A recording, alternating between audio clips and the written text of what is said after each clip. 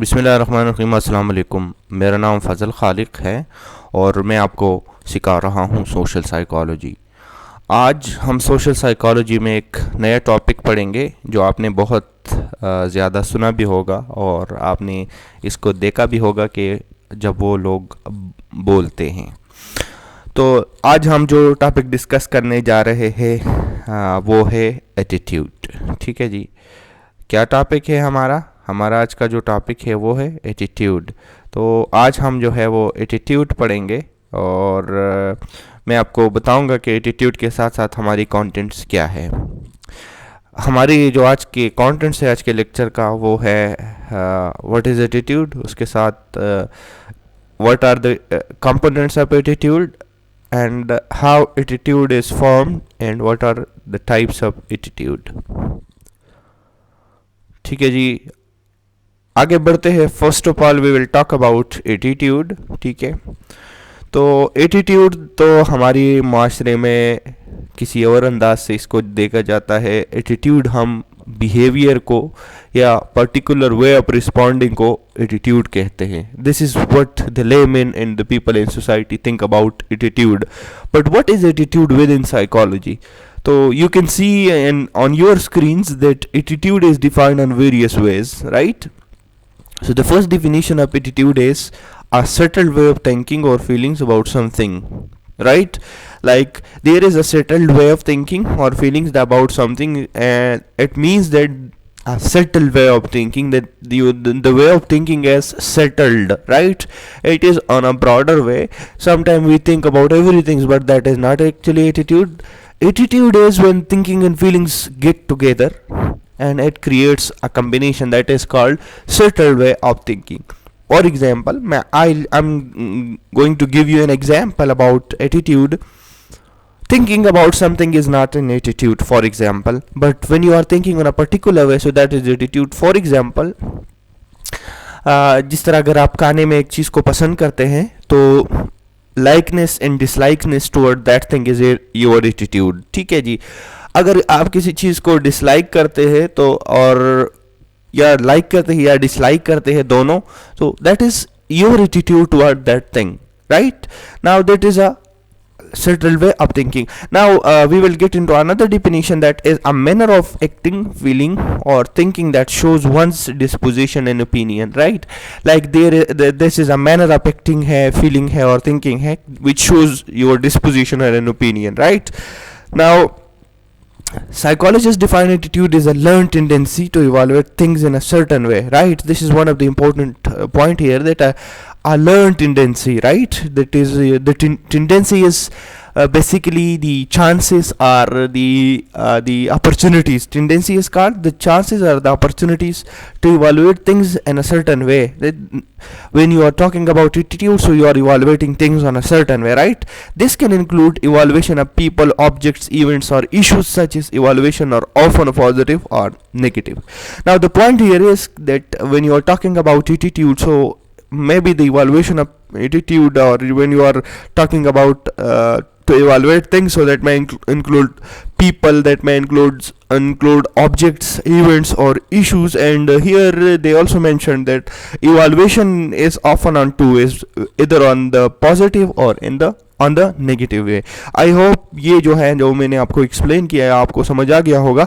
Basically ये जो नीची डिफिनेशन है लास्ट वाला, इसका मतलब ये है कि जो साइकोलॉजिस्ट जो है ना एटीट्यूड को इसी तरह डिफाइन करते हैं कि ये एक लर्न टेंडेंसी है। ठीक है जी।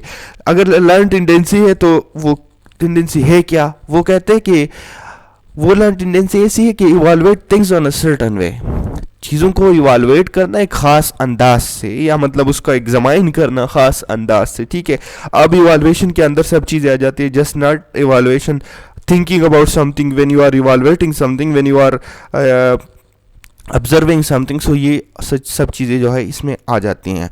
आगे बढ़ते हैं।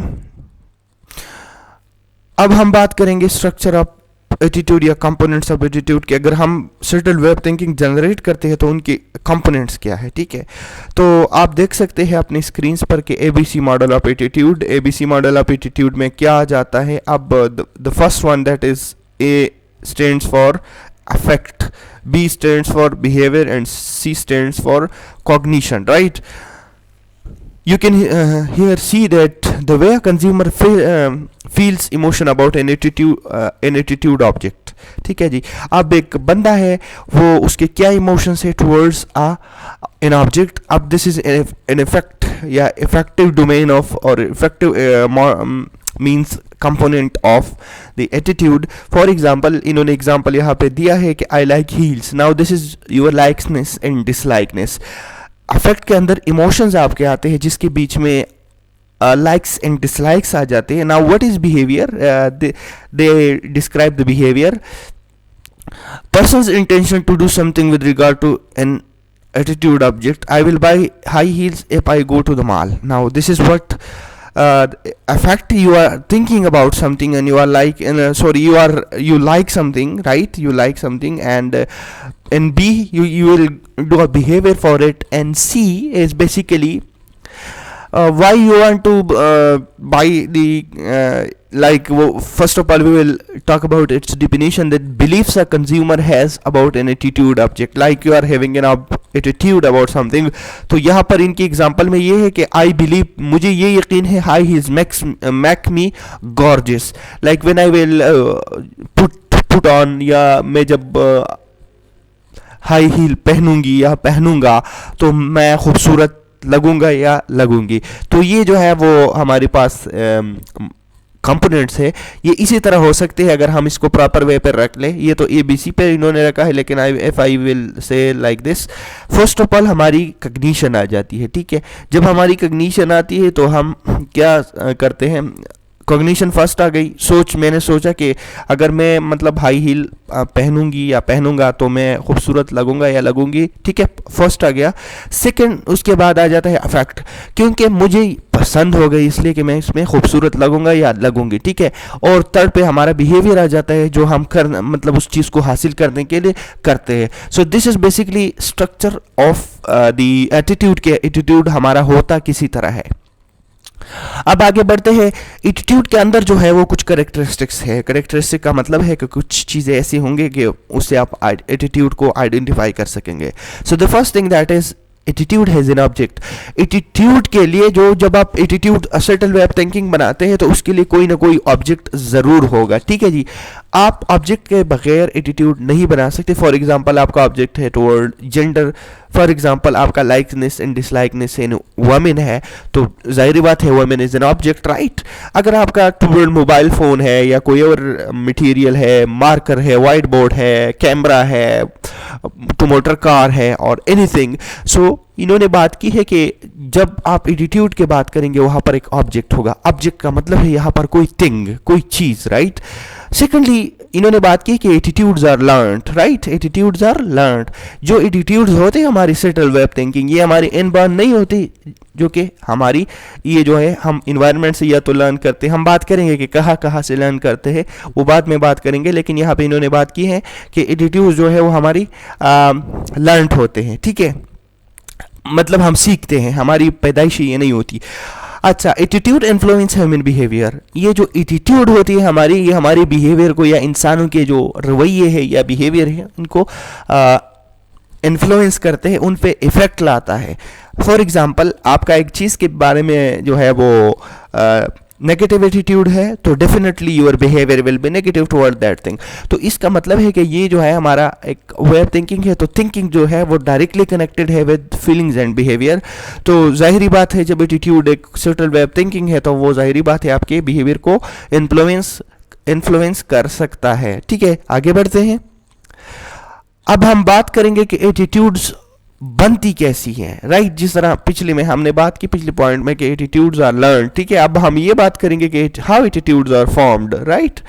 सो the first there are two point that through those we learned attitudes. So the first is determinants of attitude formation, कि वो कौन से फैक्टर्स है ऐसे कि जिनसे एटीट्यूड बनती है, एंड थ्योरेटिकल पर्सपेक्टिव्स क्या है, थ्योरीज क्या कहती है एटीट्यूड्स फॉर्मेशन के हवाले से.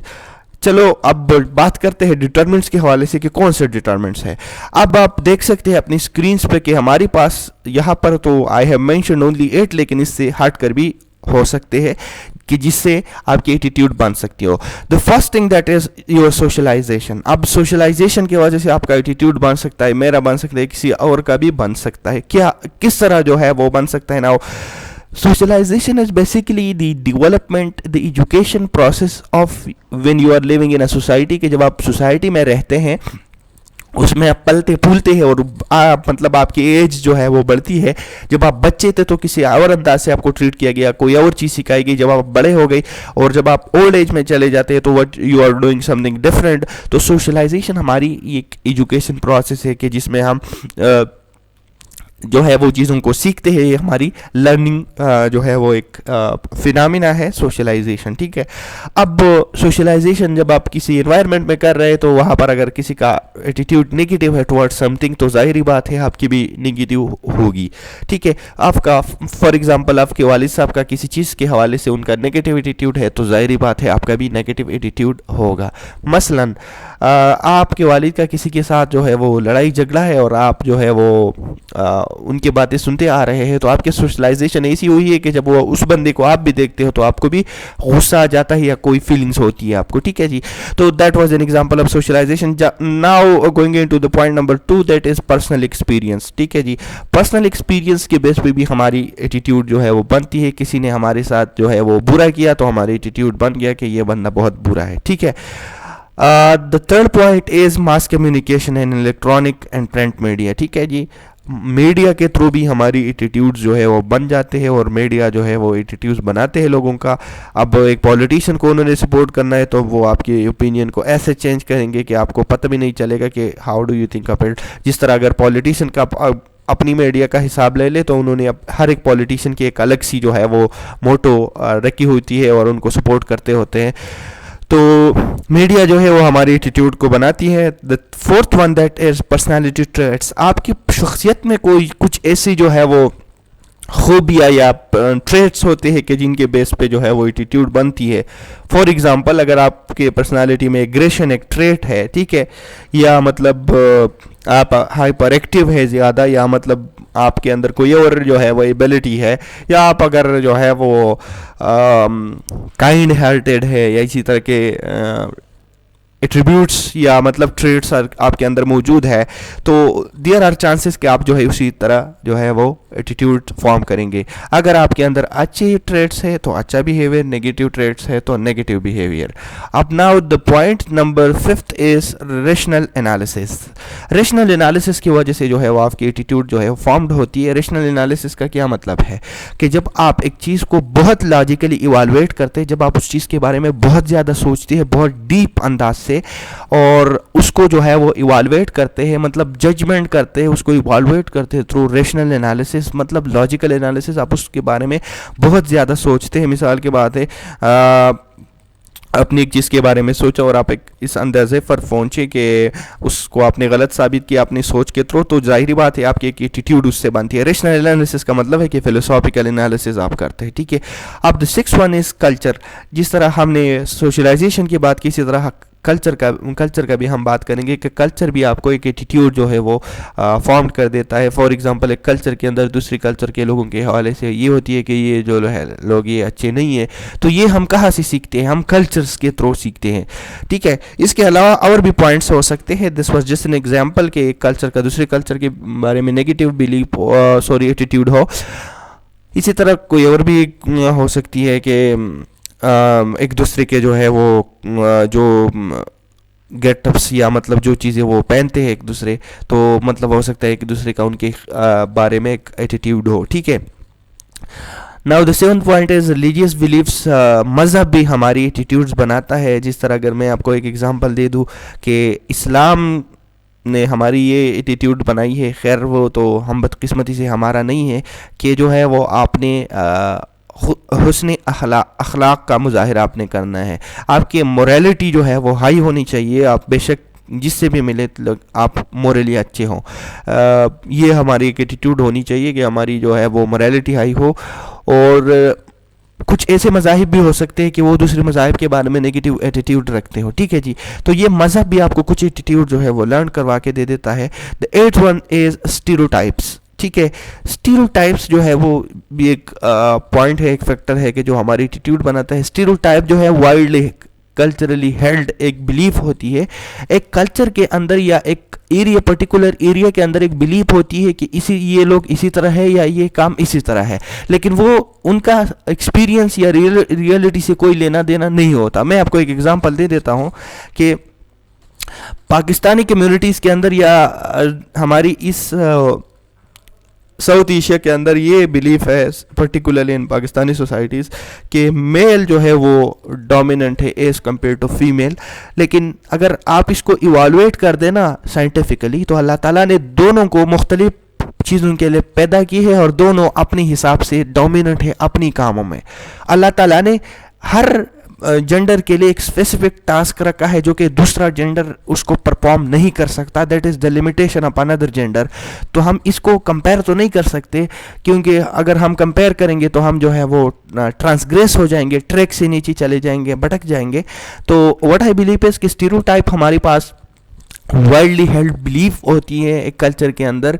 जिस तरह मैंने आपको एग्जांपल दी कि मेल जो है वो डोमिनेंट है एज़ कम्पेयर टू फीमेल, या मेल जो है वो ज़्यादा प्रोडक्टिव है, ज़्यादा जो है वो बहादुर है, या इसी से रिलेटेड अगर आपके माइंड में कोई एग्जांपल हो, आई होप आपको समझ आ गया होगा कि स्टीरियोटाइप जो है वो भी हमारी माइंड को हमारी जो है एटीट्यूड बना देता है कि मेल जो है वो ज़्यादा जजमेंट कर सकते हैं, ज़्यादा जो है वो स्ट्रेस को हैंडल कर सकते हैं एज़ कम्पेयर टू फीमेल। तो ये हमारी स्टीरियोटाइप से जो कि हमारी एटीट्यूड बनाती है। अब ये इसी तरह भी हो सकता है, अगर आपने ये एटीट्यूड बनाया कि मेल जो है वो डोमिनेंट है और फीमेल जो है वो नहीं डोमिनेंट नहीं है, तो अगर आप कहीं पे जाते और आपको आपका फीमेल के साथ इंटरेक्शन होता है तो you will show yourself as a dominant figure. तो this is what the culture और द स्टीरियोटाइप्स मेक योर और फॉर्म्ड योर एटीट्यूड। आगे बढ़ते हैं। थ्योरेटिकल पर्सपेक्टिव्स में से 3 थ्योरीज ऐसी है कि जो कि एटीट्यूड फॉर्मेशन की बात करती है। उनमें से the first one is classical conditioning, the second one is instrumental conditioning and the third one is imitation और ऑब्जर्वेशन और सोशल लर्निंग। क्लासिकल कंडीशनिंग का मतलब ये हमारे पास 3 लर्निंग थ्योरीज है। Classical conditioning was presented by Ivan Pavlov. इसका मतलब पूरा जो मेन थीम है इस थ्योरी का वो ये है कि हम जो लर्निंग करते हैं वो थ्रू एसोसिएशन करते हैं, हम चीज़ों को एसोसिएट करते हैं और हम लर्न करते हैं। मिसाल के बात है, जिस तरह मैंने पिछली एग्जांपल में आपको बताया था, एक टीचर है वो क्लास में आ गए और उन्होंने मुझे गुस्सा किया। अब मेरा एटीट्यूड ये बना कि ये जो है मैंने उस टीचर को गुस्से के साथ जो है वो एसोसिएट किया कि ये टीचर जो है वो बहुत गुस्से वाला है। तो that is an example of the classical conditioning. ठीक है, इसी तरह के जो है वो और भी एग्जांपल्स हो सकते हैं। ठीक है, अगर आपके साथ किसी ने बुरा किया हो तो आपने उस चीज़ को एसोसिएट किया है उनके साथ कि ये बंदा बुरा है, एटीट्यूड आपने उनके बारे में जो है वो डेवलप या फॉर्म्ड की है। इंस्ट्रूमेंटल कंडीशनिंग में ये है कि यहाँ पर हम पनिशमेंट एंड रिवार्ड्स पर अपना एटीट्यूड्स बनाते हैं। इंस्ट्रूमेंटल कंडीशनिंग को ऑपरेंट कंडीशनिंग भी कहा जाता है। किताबों में ऑपरेंट कंडीशनिंग के नाम से इसको लिखा गया है। B.F. स्किनर इन्होंने ये जो है वो थ्योरी पेश की है। ये पर्सपेक्टिव भी है और एक थ्योरी भी आप इसको कह सकते हैं। ठीक है, अब इस थ्योरी के मुताबिक या इस पर्सपेक्टिव के मुताबिक जो दूसरे नंबर पर है, ये हमें ये सिखाती है कि हम जो है हमारी लर्निंग जो है ना वो पनिशमेंट एंड रिवॉर्ड्स के थ्रू जो है वो होती है। अगर आप किसी को पनिशमेंट देते हैं तो उसका ये प्रोसीजर होता है और रिवॉर्ड्स के थ्रू भी लर्निंग होती है। इसका मतलब ये है कि अगर आपने किसी को रिवॉर्ड दिया तो उन्होंने लर्न किया कि वो आगे अच्छा परफॉर्म करे। अगर आपने उनको जो है वो पनिशमेंट दिया, उन्होंने गलत काम किया हो तो वो भी उसको नहीं करने की कोशिश करेगा। खैर, ये इंस्ट्रूमेंटल कंडीशनिंग, ये तीनों थ्योरीज जो है ना वो लंबे लंबे थ्योरीज है, लेकिन यहाँ पर मैं जस्ट आपको एग्जांपल दे रहा हूँ कि यहाँ पर इनका क्या काम है। अब यहाँ पर इंस्ट्रूमेंटल कंडीशनिंग किस तरह एटीट्यूड फॉर्मेशन में हेल्प आउट कर देता है। अगर आपने किसी को जो है वो पनिश किया या आपने उसको रिवॉर्ड्स दी तो यहाँ पर क्या होगा, यहाँ पर ये होगा कि उन्होंने आपकी उस रिवॉर्ड के साथ जो है एटीट्यूड फॉर्म की कि अगर मतलब आपने अगर पनिशमेंट दिया तो उसका ये एटीट्यूड बन गया, अगर मैं ये गलत काम करूंगा तो मुझे पनिशमेंट मिलेगा। अब अगर आपने उनको रिवॉर्ड दिया तो उन्होंने ये एटीट्यूड बना लिया है कि अगर मैं ये काम करूंगा तो मुझे रिवॉर्ड मिलेगा। अब the third theory is that is observational और इमिटेशन और ऑब्जर्वेशन एक ही चीज़ है, और इसको सोशल लर्निंग थ्योरी भी कहते हैं। इसको एल्बर्ट बंडोरा ने जो है वो पेश किया है। Main theme of this theory is कि हमारी जो हम जो है ना लर्निंग थ्रू ऑब्जर्वेशन करते हैं, हम चीज़ों को देखते हैं और लर्न कर लेते हैं, ठीक है। तो इस थ्योरी के मुताबिक जो है वो हमारी जो एटीट्यूड्स है ना, हम दूसरों को देख के हम लर्न कर देते हैं। फॉर एग्जांपल मेरे फादर ने कोई एटीट्यूड शो किया है, मतलब उसका कोई एटीट्यूड बन गया है किसी चीज़ के बारे में, तो वो एटीट्यूड जो है ना हो सकता है कि मैं भी कर दूं, क्योंकि उसको मैं बार बार देख के आ रहा हूं। तो जाहिर बात है there are more chances and tendencies, high tendency के इसको मैं डेवलप कर लूँगा। आगे बढ़ते हुए, and this is the last point here we are going to talk about, attitudes के 3 टाइप्स होते हैं। एक पॉजिटिव एटीट्यूड है, जो जाहिर बात है आपको सबको पता है कि किसी चीज़ के बारे में अच्छा जो है वो एटीट्यूड रखना। एक नेगेटिव एटीट्यूड है कि बुरा एटीट्यूड रखना या नेगेटिव एटीट्यूड रखना, and the one is neutral attitude, जो कि इन दोनों का मिक्सचर बनता है कि अगर आप एक चीज़ के बारे में जो है वो नेगेटिव एटीट्यूड रखते हैं। इनकी एक्सप्लेनेशन की आई डोंट थिंक कि इसकी ज़रूरत हो, क्योंकि आप सबको इसका अंदाज़ा होगा कि नेगेटिव एटीट्यूड क्या होता है, पॉजिटिव क्या होता है और न्यूट्रल एटीट्यूड क्या होता है, ठीक है जी। आगे बढ़ते हैं, and this is the end of the this particular lecture, जहाँ पर हमने आज बात की कि व्हाट इज़ एटीट्यूड, फिर हमने बात की कि एटीट्यूड जो है वो कंपोनेंट्स एटीट्यूड की क्या है, फिर हमने बात की कि एटीट्यूड बनता किस तरह, टाइप्स ऑफ एटीट्यूड, और ये इससे हटकर भी बहुत सारी बात की। मैं उम्मीद करता हूँ कि आपको आज के लेक्चर का समझ आ गया होगा। अगर आपको अभी भी कोई क्वेश्चन हो, कोई कन्फ्यूजन हो, तो यू कैन आस्क। आप हमारी YouTube चैनल के अबाउट सेक्शन से हमारी कॉन्टेक्ट नंबर लेके हमें कॉन्टेक्ट कर सकते हैं any time. You can ask anything, and अगर आप हमें कोई सजेशन देना चाहते हैं या अगर आप चाहते हैं कि हम कोई और टॉपिक भी स्टार्ट कर ले, तो आपको रिक्वेस्ट किया जाता है कि आप हमारे YouTube चैनल के जो अबाउट सेक्शन है वहाँ से आप हमारी कॉन्टेक्ट नंबर ले लें, व्हाट्सएप कर दें, या आप हमें कॉल भी कर सकते हैं। मिलते हैं नेक्स्ट वीडियो में, और इंशाल्लाह हम एक नई टॉपिक के साथ आपके साथ हाजिर होंगे। अब हमें इजाज़त दीजिएगा, अपना बहुत सारा ख्याल रखिएगा, दुआओं में याद रखिएगा। अल्लाह हाफिज़, फ़ी अमानिल्लाह।